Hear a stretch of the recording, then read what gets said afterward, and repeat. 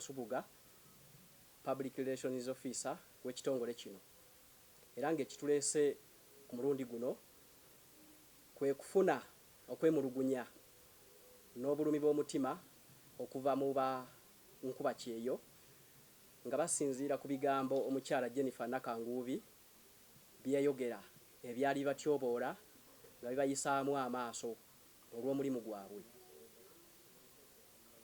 So nga ate bakola omulimu gw'amaanyi eri eggwanga lino. Kimanyiddwa nti 15% abaana abali ebweru, abaana abawala bali ku wabweru wa ggwanga era nga baleeta ssente mu ggwanga, gavumenti ebajjako omusolo, so nga ate bayamba kikulu nnyo okuyimirizaawo abantu abali kuno abatalina mirimu n'abalala. Balina obulumi obw'amaanyi okulaba nga omuntu omu avvoola ekitiibwa kyabwe n'omulimu gwabwe. Tebamanyi kigendererwa kye oba agenderera kuttattana mulimu gwabwe n'okutiisatiisa abalala bandyagadde okugendayo.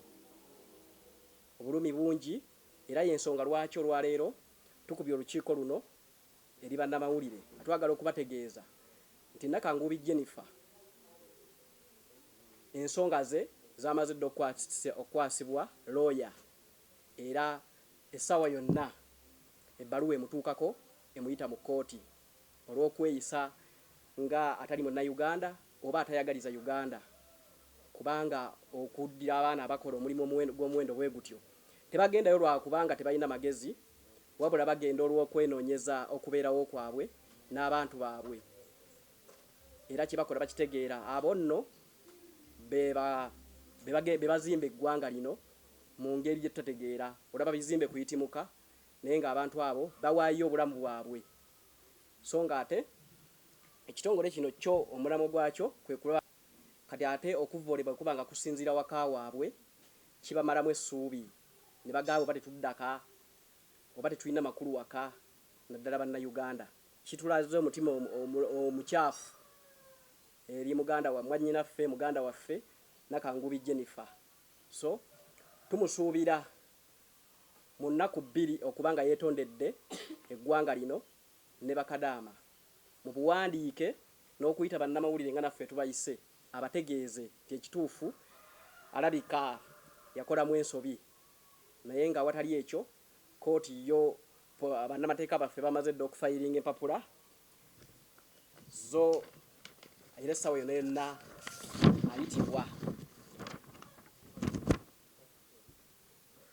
Kale bye twogerako wano we tutuuse aba Rights for Maids mu kulwanirira eddembe oba mu kuwolereza eddembe ly'abakozi bawaka, era nga kino guno mulanga gugende eri abantu bonna bakozesa kubanga nabo be bamu kubatyoboola eddembe ly'omukozi wa waka wano mu Uganda n'ebweru w'eggwanga abagenda okutulaba nti omuntu okukola ewuwo tekitegeeza nti no tategeera, wabula abazze kutetenkanya bulamu ate afuuke ekyo kye yalootako. So tuwe ekitiibwa abantu bannaffe ne baganda baffe n'okusingira ddala mu Uganda ebivuma ebivvoola omulimu, ebimu nga tebiyisikana mu kamwa nga nze omusajja omuyigirize kubanga byali binene. Obutambi buze buyitaŋŋana ku mikutu gya mukwanira wala nga bulaga ebigambo ebizito ebiragira ddala nti abakozi b'ewaka tebalina makulu. Naali badde mbigezaako bibabuulira naye tebikola makulu. Naye tetumwegayirira, tetumusaba, wabula kimukakatako nga munnayuganda okutegeera ensobi ye eri abantu abo era abazzeemu amaanyi nti yakola ensobi. Kye tusinga okwetaaga eri Nakanguubi Jennifer. Tetutuddewo ku lwange nga nze wabula tutuddewo ku lwa Bakadam. So complaints nnyingi nnyo eziva ebweru ku lulwe. Kakati ebyo bye njagadde mutegeere nga bannamawulire okuva eri nze omwogezi w'ekitongole kino. wabula ngenda kuwa omukisa twatandise enteekateeka ezimu kuba mu mbuga zatandikiddwa dda so tugenda mu kuba mu mbuga awatali kumutiiririra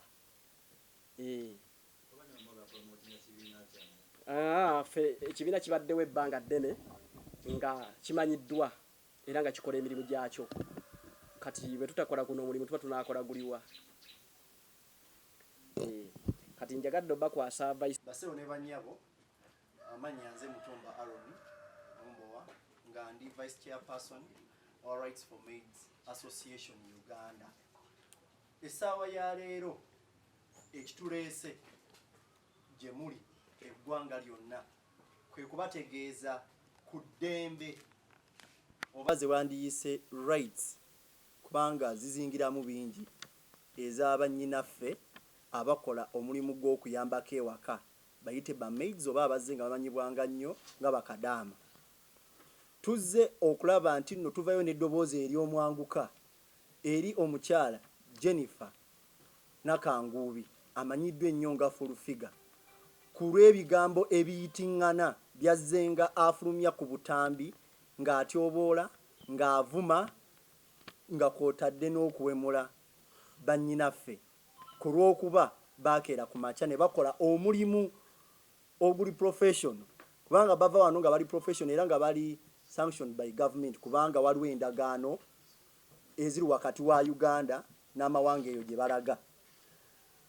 Mukyala Jennifer Nakanguubi agufudde muze okuba nga abavumirira okuba nga omulimu agutyoboola kati ffe ng'ekibiina Rights for Maids bannyinaffe mwe beegattira ku lw'obulumi bwe baayiseemu ku lw'ebigambo bya mukyala Jennifer Nakanguubi kwe kuba nga batusindika okuba nga tu instructinga baloyazi baffe okuba nga mukyala Jennifer tumuwalaawala okumutwala mu mbuga z'amateeka amateeka gamulamule twagala gube gwe mulundi ogusemba mu ggwanga lino Uganda okuba nga omukyala oyo agenda atyoboola n'okuvvoola abantu. Rights for Maids omulundi guno eno tuvuddeyo nga Jennifer fulufiga tugenda kumugolola ettumba twagala okumulaga nti etteeka likola mu Uganda ye nga walowooza nti oba ali waggulu w'amateeka ku mulundi guno tekijja kusoboka kubanga omulimu gwazannyiddeko it is a big industry eno nga econtributinga kinene ku kukulaakulanya eggwanga lyaffe. Gyo mwawulidde ku State of the Nation Address ng'omukulembeze w'eggwanga ng'ayogera ku gross net product ng'eyo econtributingira ku bannayuganda abawangaalira ebweru. Ba maids oba bayite bakadaama basaale ebitundu ebisukka ne mu 5 mu kucontributinga ku gross net product era ekiyambye okulaakulanya eggwanga lino. Twewuunya omuntu gwe tuwulira nti presidential advisor okuba nga tasobola mmanya nsonga ya mwanguka ng'eyo ate n'abeera ngaddira ku industry ezimu kuziyambye nazo eziyina ettoffaali lye zigattako mu kulaakulanya eggwanga. Jennifer tumaze okuinstructinga baloya baffe okuba nga wonna abooli bajja kutuusaako ekiwandiiko oba kyewandiyise come notice nga tulambise bulungi emisango gyonna mu mateeka ga Uganda agatufuga gy'omenyezza ng'otyoboola bannyinaffe era ogende mu mbuga z'amateeka zikulamule n'abalala balabire ku ggwe batandike okuwa omulimu gwa bannyinaffe ekitiibwa.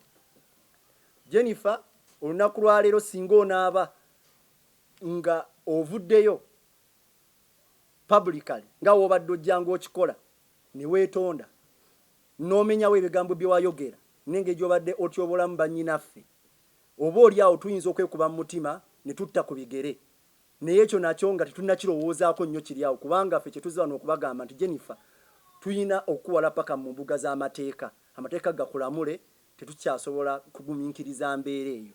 Twagala abantu mwenna gye muli muwe omulimu gwa bannyinaffe ekitiibwa.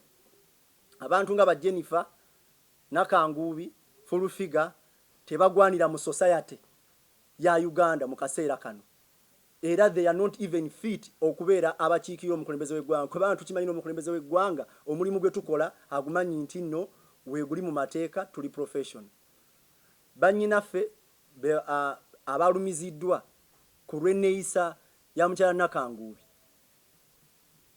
be baatusindise nga beegattira mu kibiina kya Rights for Maids Association Uganda okuba nga nnyabo tukuwalaawala okutwala paka mu mbuga z'amata. Nze ntumba Charlotte Agnes era nga nange ndi wa media era nkolera mu kitongole kino. Nsanyusa okubasinkanako mu aba medias houses mwenna abasobodde okujja olunaku olwaleero. Nange nvumiririra ekikola kya Full Figure omukyala Jennifer Nakanguubi. Avumiririra nnyo abakozi Bakadama bagenda ebweru n'abavoola n'ebigambo ebinene ennyo by'otasobola n'okuyisa ku mpewo. Ebigambo ebyo abamu mubimanyi kuba muliko ku social media mumulaba era twalabyeko nti waliwo abantu beyasibisizza abamuvodde abamwogerako ebigambo ebinene ennyo n'anyiiga n'abitwala mu mateeka. Kati nnyabo Full Figure naffe tuvuddeyo ng'ekitongole ekirwanirira eddembe ly'abakozi muno mu Uganda sako n'abagenda ebweru.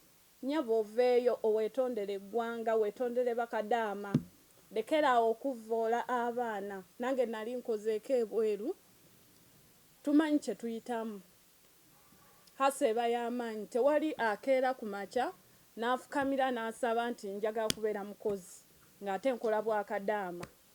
Naye ffenna tulina embeera gye tuyitamu era ffenna tubeera mu biyumba ebyo nga tumanyi ki kye tulina okukola ffe programminga akomyewo talina ssente fine tomanyi oba babadde bazimuwa mu bujjuvu oba babadde alina ebirala ebibadde bimulyako ssente.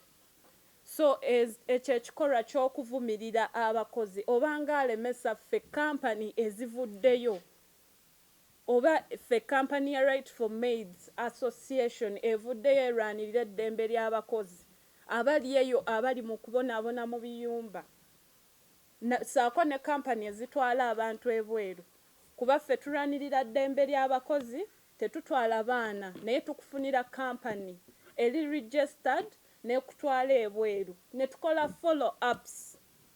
follow ups abakozi mbakoola mwenna abali eyo ababonaabona tebakusasula musaala mukama wakkuba tosirika genda ku social media handles tubeerako 24/7 Rights for Maids Association tujja ku replyinga enamba zaffe kweziri kyala mulimu ebigambo nga nze omukyala soa bifulumya okitegeera kuba oli ayinza okugamba omuganda omutuufu ayinza okugamba oyo mukazi tajja kumpa kitiibwa kyaki ky'obukyala.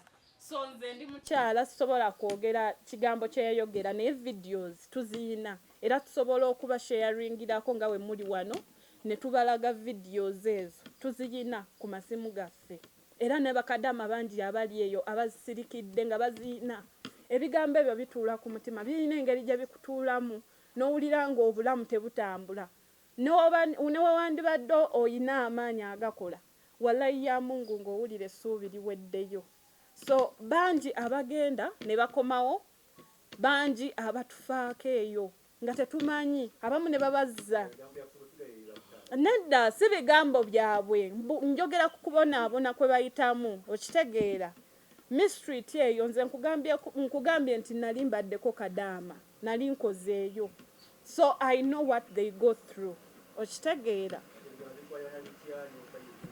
nokola ki notuyisa obubi Bakadama anti kampani eno wejjidde ezze kulwanirira ddembe lyani ly'omukozi tebakusasula musaala mu bujjuvu ffe weetuli okitegeera oyina properties ze waleka ene Uganda naye nga tewali muntu akolera follow ups ffe weetuli aba Rights for Maids Association Uganda tulwanirira wano saako n'abali ebweru twetuukirayo ffe kampani eno y'omugaso gwayo. So nkowoola buli Kadama ali eyo ng'obadde toyina ssuubi essuubi likomyewo.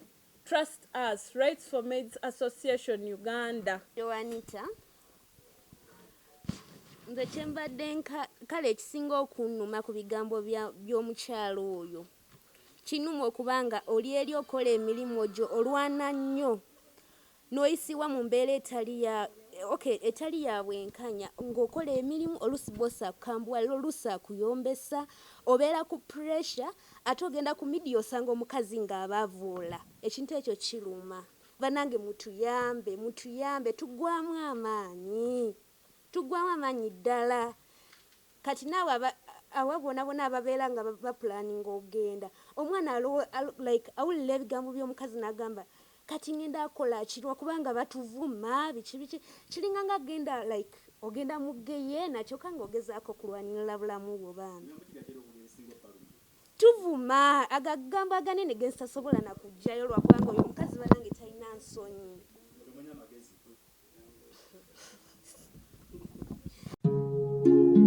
Oyagala omukolo gw'enjawulo gubeere n'ebijjukizo mu nnyumba yo kankwanjulire King Montage Photo Studio fe bakafulu mu kkuba ebifaananyi n'okola video olina wedding birthday party kukyala nika baby shower photoshoot oba music shoot na buli kimu kyonna ky'oyagala fe tusobola okuwa ebijjukizo ebirungi eri ebirooto byo ate nno mwana wattu kusintiiza omuntu wa bulijjo tusange bannankulabe ku bitaala ku Prime Tower Level 3 Room D04 okumanya ebisingawo tukubire ku nnamba zino noti 7 noti 2 emu noti 4 emu 25 oba noti 755 3 731 oba noti 777 noti 23 4 noti 5 King Montage Photo Studio fe tusobola okuwa ebijjukizo ebirungi ate nno mwana wattu kusintiiza omuntu wa bulijjo.